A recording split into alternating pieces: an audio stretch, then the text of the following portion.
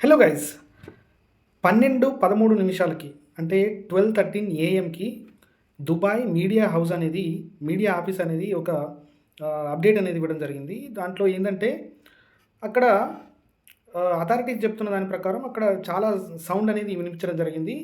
ఎందుకంటే అక్కడ దుబాయ్‌లోని American consulate సమీపంలో ఒక డ్రోన్ రిలేటెడ్ ఇన్ఫర్మేషన్ కారణంగా అంటే అది డ్రోన్ అనేది పడ్డది.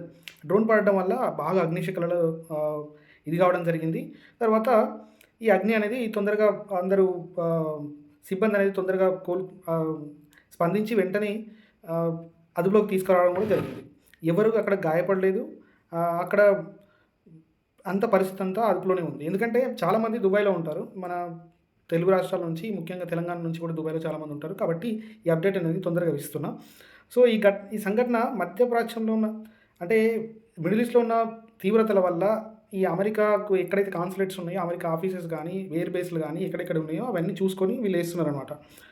సో, నిజానికేందంటే ఇప్పుడు అధికారులు చెప్తున్నదేందంటే ముఖ్యంగా ఇదే విషయం తెలుసుకోవాలి. దుబాయ్ అధికారులు ఏం చెప్తున్నారంటే డ్రోన్ సంబంధిత డ్రోన్ పడింది. కాకపోతే దాన్ని వంటలు కూడా అదుపులోకి వచ్చినాయి. ఎవరు గాయపడలేదు. కాబట్టి ఏం ప్రాబ్లమ్ లేదని చెప్తున్నారు.